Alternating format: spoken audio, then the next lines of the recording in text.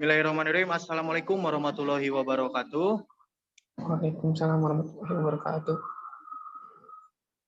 Selamat pagi, salam sejahtera bagi kita semuanya. Semoga kita semua selalu dalam lindungan Allah Subhanahu wa taala. Sebelumnya saya ucapkan terima kasih pada dosen pengampu Pak Yasir Maulana yang telah memberikan waktu kepada kelompok kami untuk memaparkan hasil diskusi kami.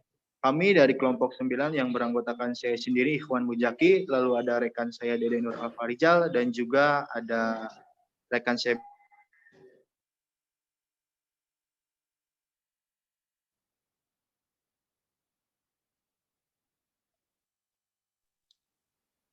Next.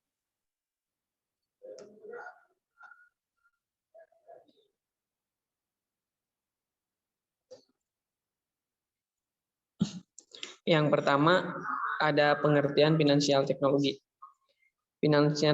Finansial teknologi atau fintech adalah inovasi teknologi yang dikembangkan dalam bidang finansial sehingga transaksi keuangan bisa dilakukan dengan praktis, mudah, dan efektif. Adapun yang dimaksud dengan finansial teknologi menurut The National Digital Research Center adalah suatu inovasi pada sektor finansial sebagai sebuah inovasi layanan dalam lembaga keuangan non-bank yang memanfaatkan teknologi informasi sebagai alat untuk menjangkau konsumen. Ada juga menurut Bank Indonesia juga memberikan definisi tentang teknologi finansial yang diatur dalam pasal 1 angka 11 Peraturan Bank Indonesia nomor 19 PBI tahun 2017 tentang penyelenggaraan teknologi finansial, bahwa teknologi finansial adalah penggunaan teknologi dalam sistem keuangan yang menghasilkan produk layanan, teknologi, dan model bisnis baru serta dapat berdampak pada stabilitas moneter.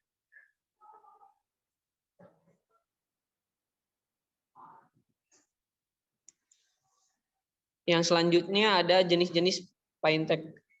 Yang pertama ada peer-to-peer lending.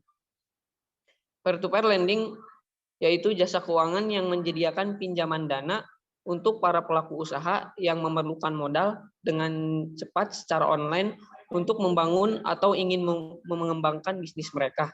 Namun, tetap harus waspada terhadap fintech ilegal seperti pinjaman online yang tidak resmi yang dapat menipu nasabahnya. Pastikan Anda memilih pinjaman online yang legal. Daftar fintech OJK yang resmi bisa Anda simak di layanan resmi OJK. Yang kedua ada crowdfunding, merupakan fintech sebagai platform mempertemukan pihak yang memerlukan dana dan pihak donatur dengan jaminan transaksi secara aman dan mudah. Jenis fintech crowdfunding ini tidak hanya dimanfaatkan dalam pengumpulan donasi saja, namun juga diterapkan dalam mengembangkan usaha untuk menemukan investor dan pelaku bisnis. Contoh platform ini yaitu kitabisa.com, Ayo Peduli ID, dan lain sebagainya. Yang ketiga, eWealth atau disebut juga dompet digital, yaitu berperan menyediakan tempat penyimpanan uang secara elektronik bagi penggunanya. Tujuan fintech ini yaitu untuk mempermudah pengguna melakukan pencairan dana untuk transaksi di aplikasi lain seperti marketplace, merchant app, dan semacamnya. Yang ketiga ada microfinance. Microfinance merupakan layanan perusahaan fintech yang membantu masyarakat kelas menengah ke bawah untuk menunjang kehidupan dan keuangan mereka melalui penyediaan layanan finansial. Contoh lumbung desa, bank kredit kecamatan, dan lain sebagainya. Yang selanjutnya ada payment gateway. Merupakan sistem fintech yang melakukan otorasi pembayaran melalui transaksi online. Contoh fintech dalam payment gateway ini yaitu PayPal. Yang selanjutnya ada investasi. Sering berkembangnya fintech, proses investasi dapat dilakukan secara mudah. Banyak instrumen investasi berimigrasi melalui aplikasi online, sehingga investor dengan mudah menanamkan modalnya. Yang terakhir ada bank digital. Bank digital yaitu bank yang 100% transaksinya dilakukan secara digital. Mulai dari pendaftaran rekening sampai manajemen asetnya. Bank digital Berbeda dengan mobile banking, karena dalam transaksinya m-banking masih berkaitan dengan bank offline, sedangkan bank digital 100% transaksinya elektronik. Contoh bank digital adalah on mobile. Baik ya, untuk selanjutnya yaitu manfaat fintech. Adapun manfaat fintech yang dapat dirasakan oleh masyarakat diantaranya adalah sebagai berikut. Yang pertama yaitu kemudahan dalam melakukan transaksi keuangan. Dengan adanya fintech, transaksi keuangan menjadi lebih mudah di mana hanya melalui smartphone segala aktivitas keuangan dapat diselesaikan dengan cepat dan praktis. Dan untuk yang kedua yaitu UMKM mendapatkan modal dengan bunga yang rendah. Sebagian besar UMKM di Indonesia mendapatkan modal dari bank, baik itu bank pemerintah ataupun bank swasta. Pada umumnya, banyak persyaratan yang harus dipenuhi untuk memenuhi kredit usaha dan suku bunga pinjaman di bank cukup tinggi, di mana hal ini dirasa cukup memberatkan bagi para UMKM. Untuk yang ketiga yaitu ada taraf hidup masyarakat meningkat. Setelah masyarakat mendapatkan modal yang lebih baik dalam meningkatkan UMKM, maka masyarakat bisa membiayai aktivitas konsumtif dan produktif keluarga mereka. Untuk yang keempat yaitu mendukung inklusi keuangan. Manfaat fintech ini yaitu mendukung peningkatan inklusi keuangan masyarakat. Yang dimaksud dengan inklusi keuangan adalah keterlibatan masyarakat dalam transaksi ekonomi, mulai dari jual beli, iuran, sampai pinjaman.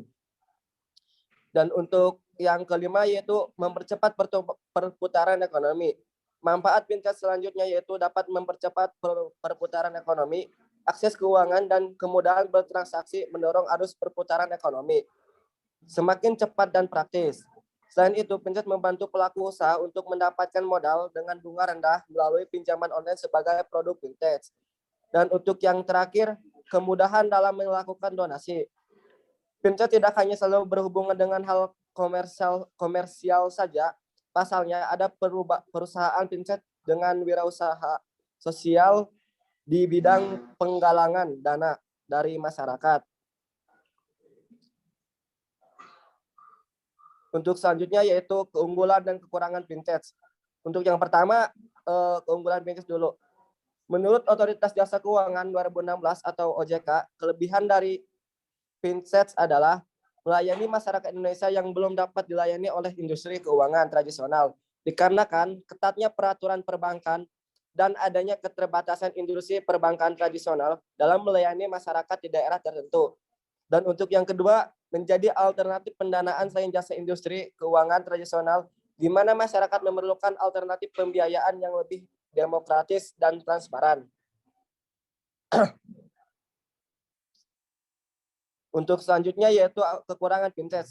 Sedangkan kekurangan dari fintech diantaranya adalah sebagai berikut. Untuk yang pertama yaitu fintech merupakan pihak yang tidak memiliki lisensi untuk memindahkan dana dan kurang mapan dalam menjalankan usahanya dengan modal yang besar jika dibandingkan dengan bank. Untuk yang kedua, ada sebagian perusahaan fintech belum memiliki kantor fisik dan kurangnya pengalaman dalam menjalankan prosedur terkait sistem keamanan.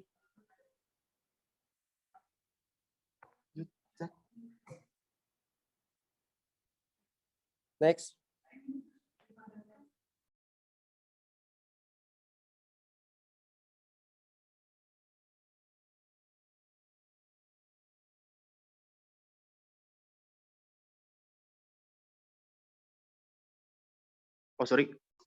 Yang selanjutnya ada peran fintech di Indonesia. Yang pertama ini ada mendorong pemerataan tingkat kesejahteraan penduduk. Yang kedua ada mendorong kemampuan ekspor UMKM yang saat ini masih rendah. Lalu yang selanjutnya ada membantu pemenuhan kebutuhan pembiayaan dalam negeri yang masih sangat besar. Yang selanjutnya ada meningkatkan inklusi keuangan nasional. Dan yang terakhir ada mendorong distribusi pembiayaan nasional. Selanjutnya. Untuk kesimpulan, berdasarkan pemikiran di atas dapat ditarik kesimpulan bahwa fintech atau financial technology ialah inovasi layanan jasa keuangan yang menggunakan dan memanfaatkan peran teknologi yang bertujuan agar pelayanan dan transaksi keuangan menjadi lebih efektif dan efisien. Baik, itu saja pemaparan dari kelompok kami mengenai materi finansial teknologi. Saya ucapkan terima kasih dan juga mohon maaf apabila selama presentasi ada kata yang kurang berkenan. Mudah-mudahan apa yang kita sampaikan ini bisa bermanfaat bagi kita semuanya. Ditutup. Billahi taufiq wal hidayah. Wassalamualaikum warahmatullahi wabarakatuh. Waalaikumsalam warahmatullahi wabarakatuh.